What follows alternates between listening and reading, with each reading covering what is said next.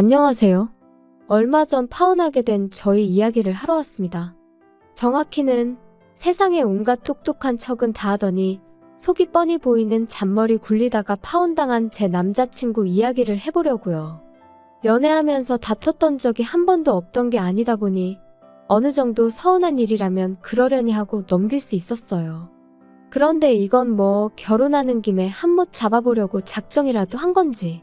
속이 뻔히 보이는 사람인데 몇 년을 연애했던 간에 그걸 알고도 결혼하면 평생을 두고 후회했을 거예요. 아버지 안 계신다고 해서 제가 팔려가듯 결혼을 하는 것도 아닌데 말이죠. 끝까지 아득바득 우기는 통에 그나마 남아있던 정남이까지 뚝 떨어져 버려서 이참에 시원하게 정리했습니다. 말씀드렸다시피 저희 아버지께서 제가 어릴 적에 일찍 돌아가셨어요.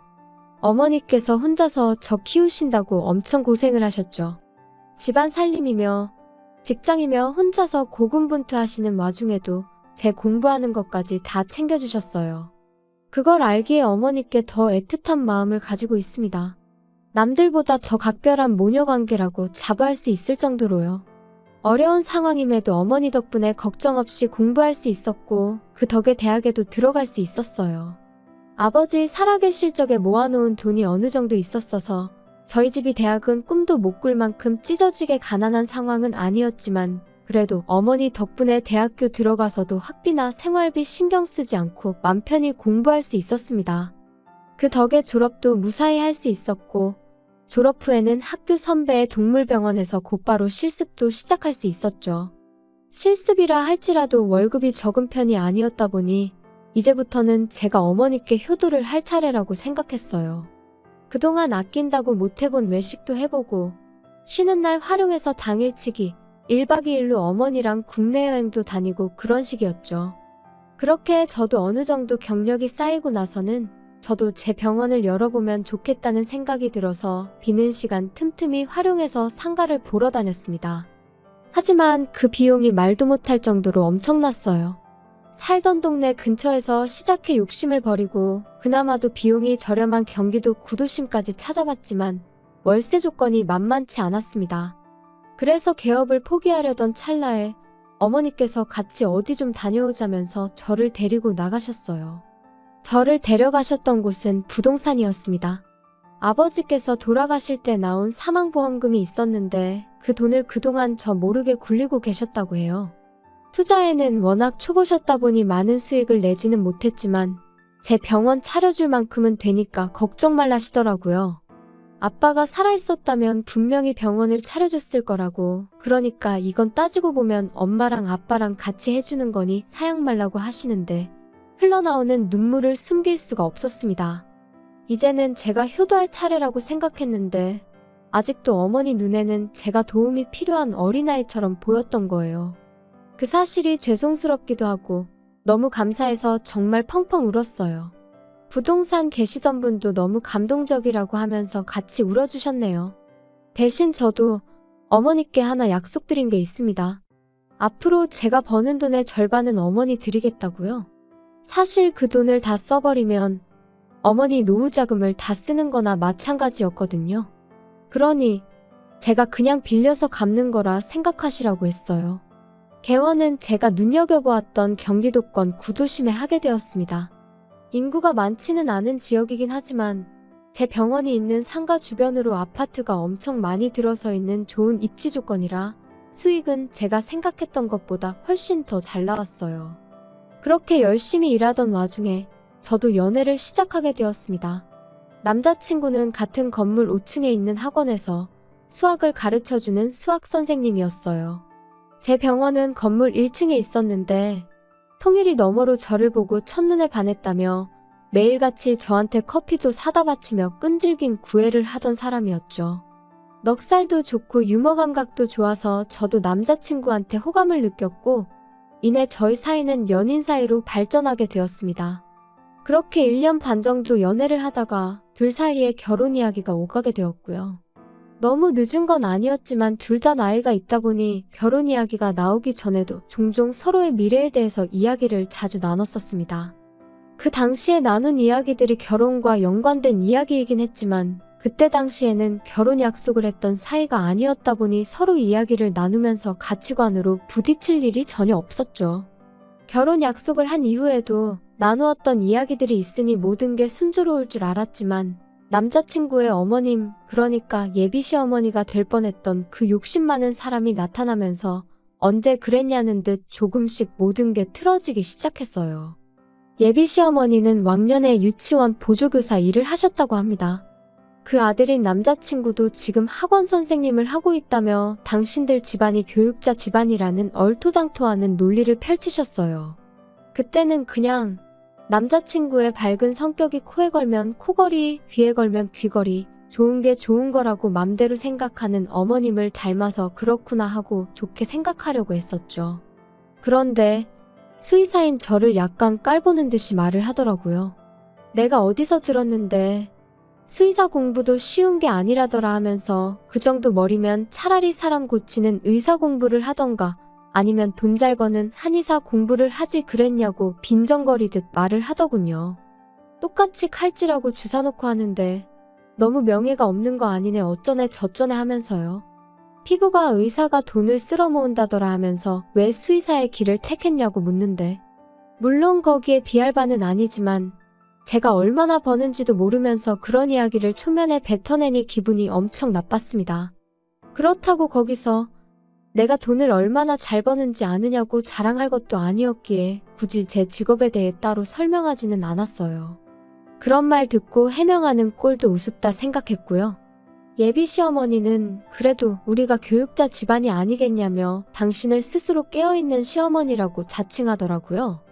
시집살이 그런 것도 못 배운 사람들이나 시키는 거지. 자기는 그런 거 시킬 생각은 꿈에도 없다고요. 아들 장가 보내면 둘이 알아서 잘 살게 내버려둬야 자식들도 알아서 나중에 효도하고 그런다 하면서 자기가 얼마나 오픈마인드인지 설명하기 바빴어요.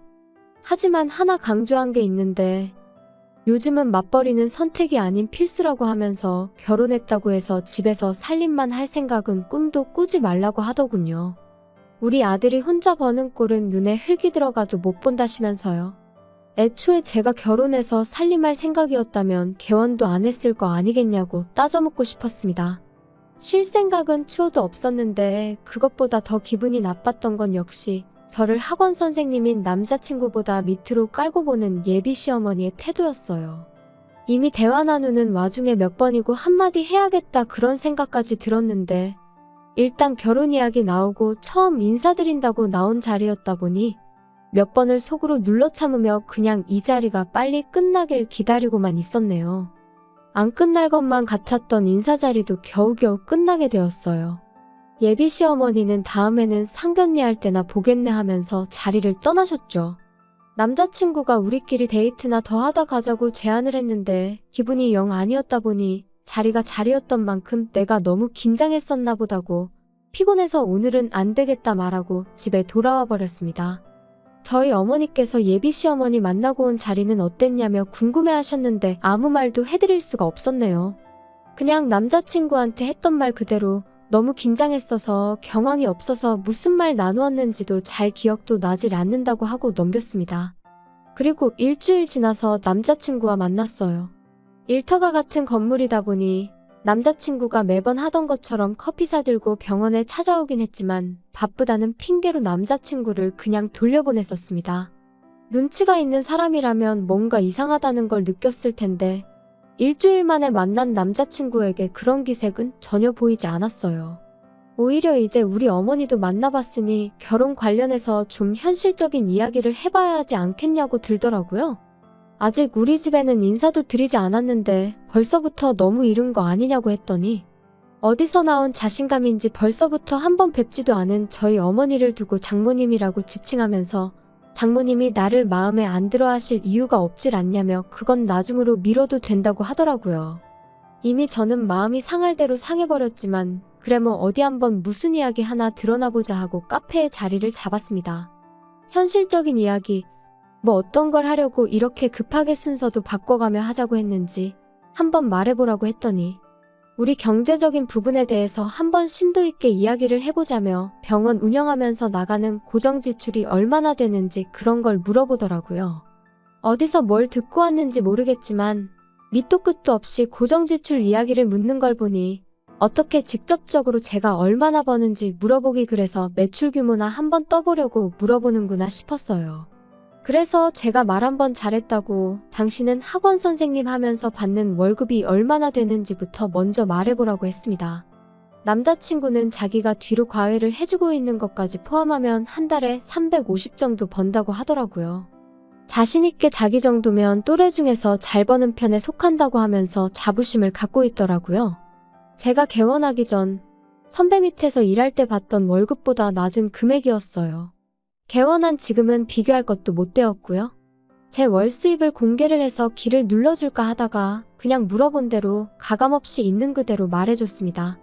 어차피 말해줘봐야 고정 지출을 가지고 제가 얼마나 버는지 유추하는 건 불가능에 가까웠으니 말이에요.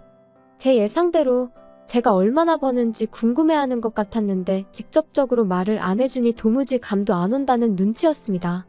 단도직입적으로 얼마를 버는지 물어보려고 말을 이래저래 돌려댔는데 눈치는 챘지만 일부러 말은 안 해줬어요. 저희 어머니 만나는 것도 건너뛰고 돈 이야기부터 하자고 하는데 도무지 신뢰가 가질 않아서였기 때문입니다. 아무튼 제가 계속 대답을 회피하니 남자친구가 더는 안 되겠는지 숨겨둔 비장의 카드를 꺼내들더라고요. 우리 결혼하면 자기가 신혼집을 해오겠다면서요. 그런데 그 해오겠다는 신혼집이 이야기를 들어보니 지금 혼자 살고 있는 오피스텔을 말하는 거였습니다. 남자친구가 원래 본가는 서울인데 직장 출퇴근하기가 여간 불편해서 이쪽 동네에 새로 지어진 오피스텔을 전세 대출로 살고 있었거든요. 직장에서 걸어서 5분 거리이기도 하고 이보다 신혼집으로 더 좋은 조건이 어디 있겠냐고 하더군요. 대출도 정부 지원 상품이라 금리도 싸게 받았고 풀옵션의 8평이긴 하지만 복층 구조라서 실내도 넓게 빠졌다고 자랑처럼 말을 하더라고요. 저도 신혼부부라고 해서 무조건 아파트 자가로 들어가서 시작해야 한다고 생각하는 사람은 아니었으니 그 부분에 대해서는 오케이 했습니다. 처음부터 크게 시작하는 것보다 작게 시작해서 조금씩 넓혀가는 것도 나쁘지 않겠다 싶었거든요. 그런데 말이 점점 이상한 쪽으로 흘러가더라고요. 벼랑간 남자친구가 혼수는 어떻게 해올 거냐며 생각지도 못한 이야기를 꺼내왔거든요. 당신 오피스텔 풀옵션이라고 하지 않았냐, 그리고 8평짜리 오피스텔에 무슨 가구를 놓겠다고 혼수 이야기를 하느냐고 되물었어요. 남자친구는 당장은 안 쓰더라도 남자가 집을 해오는데 여자가 혼수를 해오는 건 기본 중에 기본 아니겠냐고 되묻더라고요. 아니, 풀로 대출받아서 전세로 살고 있는 집을 가지고 자기가 집을 해온다고 말을 하면서 나는 내 돈으로 혼수를 해오라는 게 말이나 되냐고 따졌죠. 또 자기가 불리해졌다 싶었는지 제 말에는 입을 싹 닫더라고요. 한참 두 사람 사이에 정적이 일다가 남자친구 혼자 안달이 나서는 횡설수설 끝에 본론을 딱 말해왔습니다. 아까 말해준 고정지출에 대출금이 하나도 없던데 어디서 그런 큰 돈이 생겨서 빚도 없이 병원을 개원했느냐고요. 그래서 그것도 숨김없이 전부 있는 그대로 말해줬습니다. 아버지 사망보험금에 어머니가 재테크한 돈 합쳐서 개원해 주셨다. 대신 내 월 수입의 절반은 어머니한테 전부 드리고 있다고요. 남자친구는 그제서야 제 월 수입이 높다는 걸 감을 잡은 모양이었어요. 은근슬쩍 하나씩 물어보는 질문들이 다 그런 걸 염두에 두고 묻는 것처럼 들렸습니다. 어머니께 월급의 절반을 드리고 있는 건 어머니 노후자금으로 병원을 오픈한 거라 빌린 돈을 갚는 개념으로 드리고 있다고 말을 해줬죠. 그러고 나서 남자친구가 말 잘했다고 하면서 부모님 노후에 대해서도 지금 같이 이야기를 해보자더군요. 그러면서 대뜸 저한테 물어보기를 결혼하면 우리 부모님한테는 얼마를 드릴 생각을 갖고 있는지 좀 알려달라고요. 또 뭔 소리를 하나 싶어서 당신 월급 350에서 얼마를 드리려고 그런 말을 꺼내냐고 물었더니 당신은 장모님께 수입의 절반을 드리고 있다는데 나도 200 정도는 드려야 하지 않겠냐고 하더군요. 그래서 제가 그럼 양가에 매달 400씩 드려야 한다는 소린데 그러면 양가 부모님한테 드리는 돈만 해도 당신 월급보다 더 많아지는 거라고 따졌죠. 그랬더니 남자친구가 정색을 하면서 왜 400이냐고 내가 200 드린다고 하지 않았냐고 따지고 들더군요. 당신이 먼저 부모님께 얼마 드릴지 묻지 않았냐고. 당신 집에 200 보내면 나도 우리 집에 똑같이 200 하는 게 이치에 맞는 거 아니냐고 바로 따졌습니다. 그랬더니 아까까진 얼굴 한번 못 본 우리 엄마를 장모님이라고 부르던 남자친구가 마음이 급하니까 본심이 나왔는지 니네 엄마는 지금 네 월 수입의 절반을 받는다고 하지 않았냐고 하는 겁니다. 내가 말해주지 않았냐. 우리 어머니께서 노후자금 털어서 병원 차려주신 거고 나는 지금 그 돈을 갚고 있는 거라고요. 남자친구는 대번에 가족끼리 그런 게 어딨냐며 맞받아치길래 당신 어머님은 그럼 아들 월급의 절반도 넘는 금액을 진짜 용돈으로 받아간다 하시더냐고. 그런 가족은 세상에 또 어딨느냐고 제가 반격을 했어요.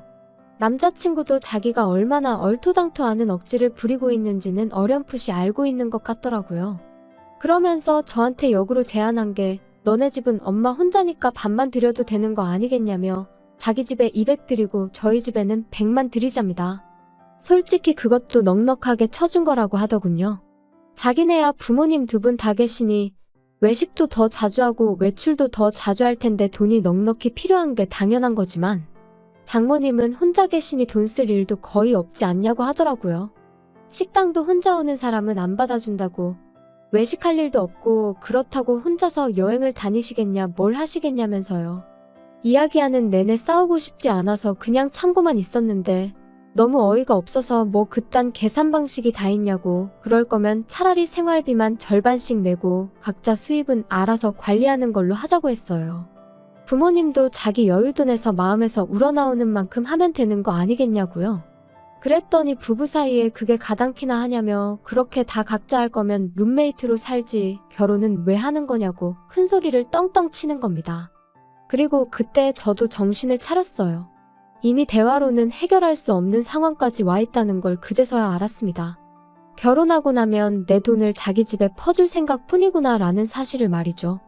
그도 그럴 것이 생활비다 뭐다 이런 거 다 주고 나면 남자친구 월급으로는 자기가 쓸 자기 여윳돈을 전부 포기하고 부모님께 드려야 하는 거나 마찬가지잖아요. 난데없이 우리 집에 인사하는 것도 건너뛰고 돈 이야기부터 하자고 했을 때부터 알아봤어야 했는데 싶었죠. 더 하고 싶은 이야기는 없고 결혼에 대해서는 우리 조금만 더 생각해보자고 하고 자리에서 일어났어요. 남자친구가 병원에 자꾸 들러서 이야기 좀 하자길래 이러지 좀 말라고 자꾸 찾아오면 영업방해로 경찰에 신고하겠다고까지 했습니다.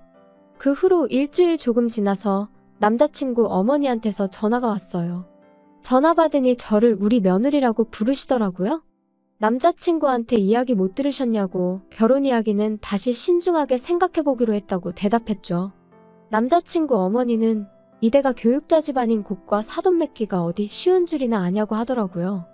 아들한테 이야기 들어보니 그깟 돈 몇 푼 때문에 투닥거리 한 것 같은데 그거 아끼려다가 우리 아들 놓치고 평생을 후회할 수도 있다길래 제가 한마디 했습니다.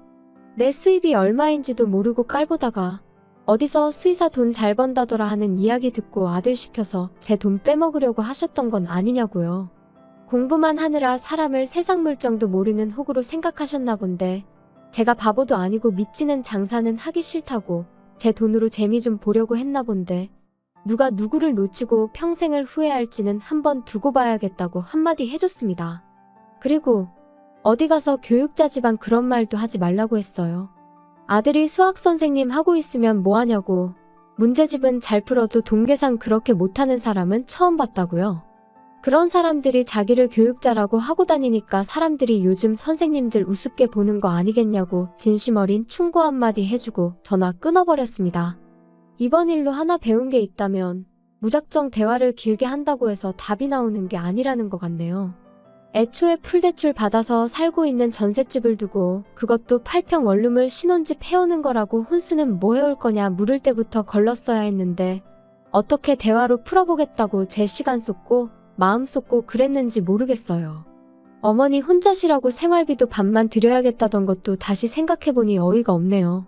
아무리 연애할 때 좋은 기억만 있는 사람이라도 연애랑 결혼은 확실히 다른 것 같습니다. 저는 운이 좋았던 것 같아요. 이런 이상한 사람인 거 본격적으로 결혼이 진행되기 전에 바로 알게 되었으니 말이에요.